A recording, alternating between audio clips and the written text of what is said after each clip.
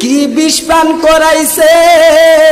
আমার কলিজাটা দি পুইরা সরকার হইয়া যাইতাছে ও বাইরে কি বিষ পান করাইছে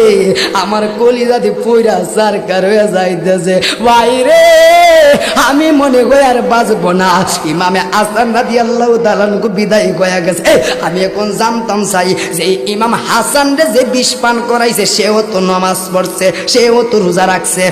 এই জন্য যুবকের দল তারাও কিন্তু মুসলমান ছিল একটা কথা বইলা দেয়া যায় দাড়ি টুপি পাগড়ি দেখলে তাদেরকে মুসলমান বলা যাবে না যতক্ষণ পর্যন্ত আহলে বায়াতের প্রেম অন্তরে দাখিল হবে তারা এই মুসলমান বলতে হবে কথা বলেন ঠিক না বেঠি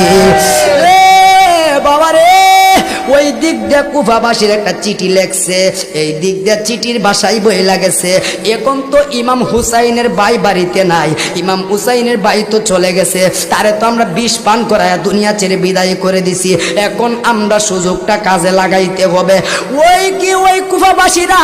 একটা চিঠি লেখছে রে চিঠির মধ্যে লেখছে ও হুসাইন তুমি আমাদের দেশে চলে আসো তোমার কাছে আমরা বায়াতে গ্রহণ করব ইমাম হুসাইন রাদিয়াল্লাহু তাআলা আনহু ওই চিঠিটা হাতের মধ্যে নিল হাতের মধ্যে নিয়ে মক্কা শহরে চলে গেল মক্কা শহরে যাওয়ার পরে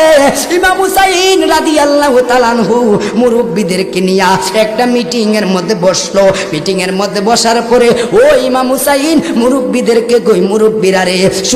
শুনো না আমার কুফাবাসী দিয়ে একটা চিঠি পাঠাইছে আমি যদি এই চিঠিটা দেখছি তারা মানুষ বলে আমার কাছে বায়াতে গ্রহণ করব এবার একটা মুরব্বি ডাক দেখো হুসাইন চিঠিটা তুমি আমার হাতে দাও ওই মুরব্বিরা দে চিঠিটা দেওয়ার পরে রে আল্লাহর কসম করে বলে মুরব্বি কই হুসাইন এদের লেখা যদিও সুন্দর হয় হাতের তলোয়ারের ব্যবহার বালানা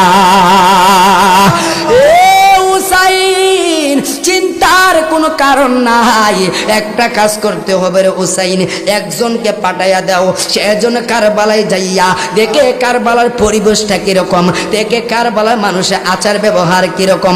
একজন ইমাম হুসাইনকে তোমাদের মধ্যে কে আছো কে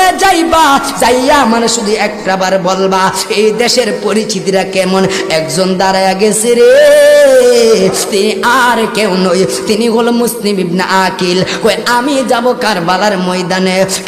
ময়দানে যায় দেখবো কে ভালো না খারাপ তার পরিবেশটা কিরকম ওই মানে মুসলিম ইবনে আকিল যখন কারবালায় যাবে রে যখন এই কুফা নগরীতে যাবে দুইটা ফুটফুটে সন্তান কই বাবা